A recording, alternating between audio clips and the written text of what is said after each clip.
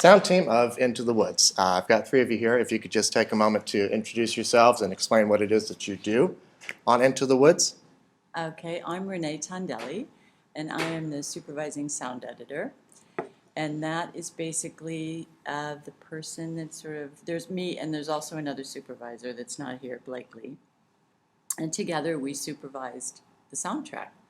So with that, it's the Foley, the effects, the dialogue. We work with the music department and we produce the sounds and then we give them to our re-recording team, which is... I'm Mike Preston-Smith. I'm a re-recording mixer, and I'm just looking at that. Should that be red? Just because that's what we do is record. I just want to check that. Well, I think that button means to stop recording. Okay. Okay. Just checking. Always the sound person. Yeah. Always there. Well, checking. you know. Well, whenever it's I true. interview DPs, they're trying to adjust the light in the room. Right, so exactly. Just wanna be sure. I understand that. So I tend to the re-recording tends to be split into two halves. One is music and dialogue generally, and the other one is effects. And my responsibility is music and dialogue. So I get the tracks that Renee here has worked so hard on the dialogues, and I mix them so that they all sound integrated and consistent and stick to the picture. Okay. But also take care of the music. And obviously on a musical, that's quite a big task. But generally on a film that isn't a musical, it's the score of the film that works with the dialogue. Right.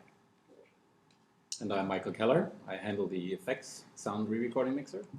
And what I do and what Blake Lay did is filling out the soundtrack with the environments and the Foley, such as footsteps or props, or anything that's not necessarily recorded on the set, and give it a three-dimensional world that our characters live in. Right. So now let's talk about what your jobs entail on a movie like Into the Woods, which is more or less, an opera, meaning that in musicals it's generally the practice to pre-record all of the singing ahead of filming. Well, this is interesting because Rob, with his theater background, approaches this in a very different way than any other director I've ever worked with. He first goes with his choreographers to the sets and the locations, and they work out all the moves with the songs, with the DP who sits there and helps them block it out. Then he brings the actors to what he calls the camp, and all the actors show up for a month.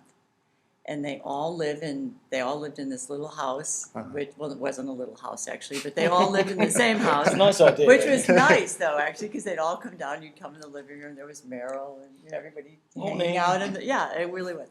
So he builds this camaraderie, which is like his troupe, right? But most importantly is that they learn all the songs and the moves at the same time, and then with that point we can also I talked a lot to the production mixer about which mics to use.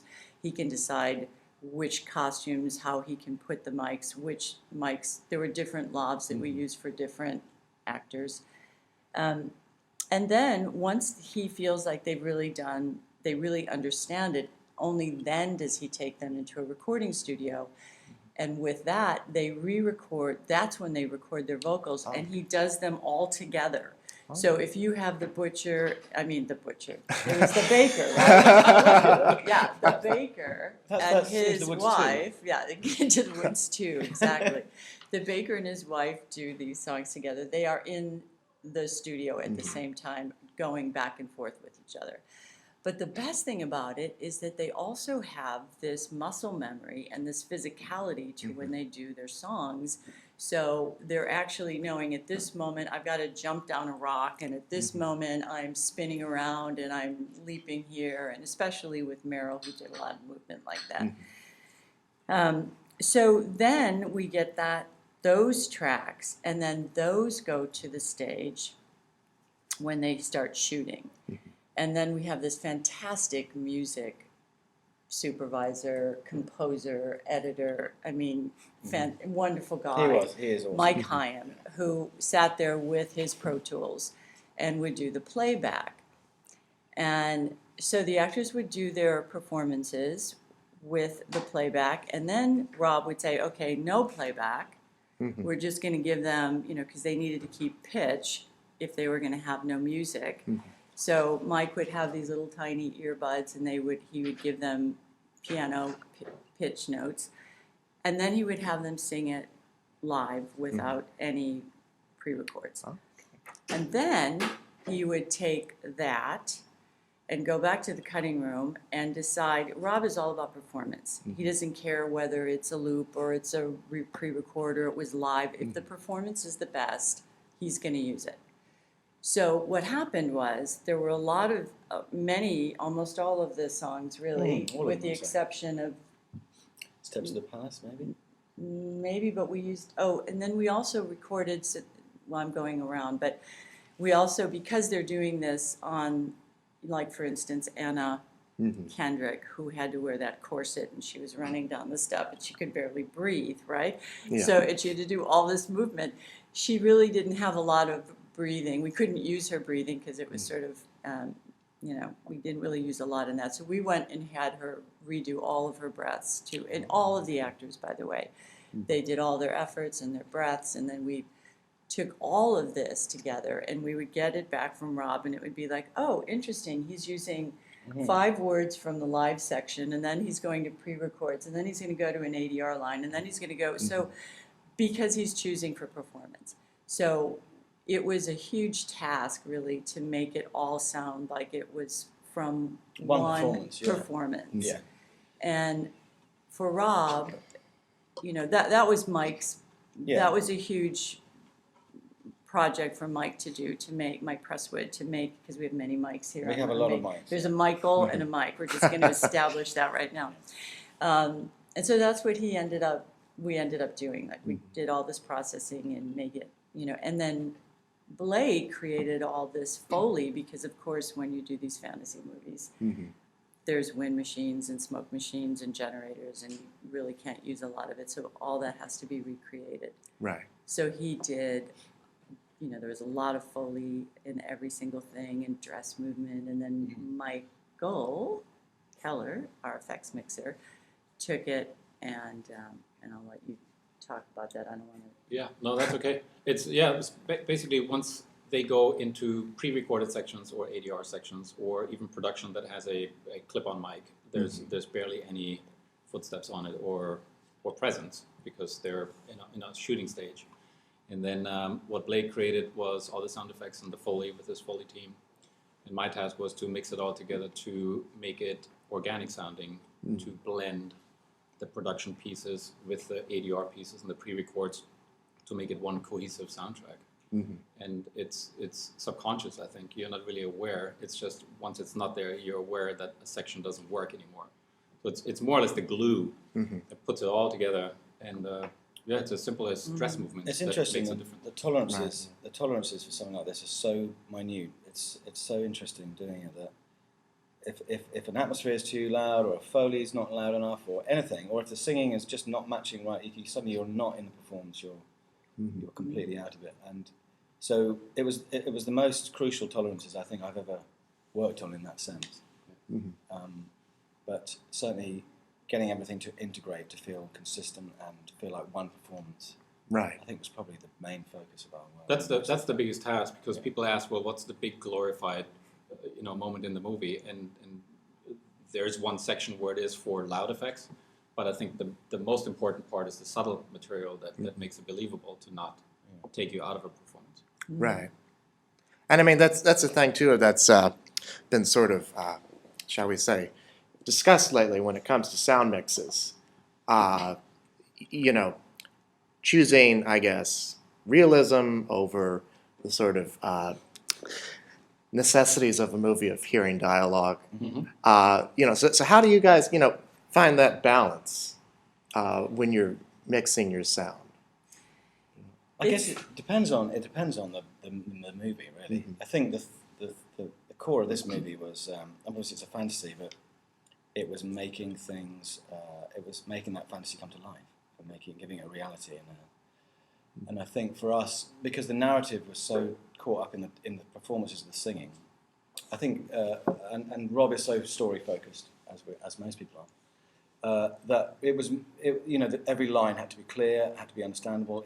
The singing was telling a story, and I think that was our main focus, to keep clarity. With Sondheim, it's tricky. Yeah, and with him it's tricky. I mean, he's just like, I think Anna said, oh yeah, I can do the song, until you start doing it. It's like, wow, I mean, it's wild orchestration. And it's a lot of words. And when you are trying to tell a story, singing as quickly as some of them had to sing these songs. like it's Your Fault, where you have an ensemble all on very fast time. God, that was amazing. Yeah. That. And did you? I mean, they just. Yeah. And that was so choreographed. That would have. It's funny because I talked to the editor about that, and I said, that must have taken you forever. He said, actually, no, it went together like a puzzle, because Rob had worked it all out and had everybody sing a line, and you do this. He had his assistant be Little Red at one point. They were all like, everybody was taking a point. I think John was the witch, of course, and so they ended up really having it. Like, Rob is he knows what he wants, and he's really able to articulate it, which is wonderful with the director. And so, I think he's also very conscious of his audience, and he doesn't want to lose. He doesn't want to lose his audience. So I think story and clarity and integrity is like his key things, whereas other directors are looking for other things, drama in different ways. Right. But it's a very fine line. We went every which way to experiment with the score, which is fantastic, and if you go slightly over the top, then that took away from the vocal, and we all realized, listen, that the music, now that the new recorded score is the new bit that we can play with, it took away from the performance. It's worth mentioning, actually, just the score. Yeah. Mike recorded a small orchestra when they started cutting in the beginning of this year in London, and then that score, as you can imagine, it's as the edit's evolving, the score has to move with the edit, which is a very complicated thing to do. And he managed to patchwork this thing together the whole time until they got the picture locked, and then the whole thing was re-recorded again with a much bigger orchestra. And we found, actually, when we came back to mix it for real with the new orchestra, it was a whole different experience that I think took some time to find where that lay, where the dynamics of the stuff lay, because it suddenly became much more showy and I think Rob was very keen to have it feel more discovered, more sort of I guess stage is not the right word, but not big showy musical. Right. It was going to be it needed to feel more. I want to use the word more support to the lyrics, to the vocal performance. Yeah. Yeah. It was interesting because while they were doing it the first time, and Rob is very rhythmic. Everything has a beat to it. He'll say, that's 2 frames too late, just a word. And you realize he'll move it up, and it has that beat to it. Everything has a beat because he has that background. And even when they were on the set, he would come up. I remember once he came up to Mike Hyam, and he said, this is too fast. We've got to slow it down. He said, what? He said, yeah, slow it down. Slow it down 20%. So Mike had to slow down, which he did often on the set, because Rob would realize while he was shooting it, this pace is too fast. We've got to change this. And, and it was sort of Rob's way of making it, a very work in progress spot. It wasn't, that's it. We're not moving from this record. This is what we're stuck to. So he constantly modulated things depending on what was happening on the screen.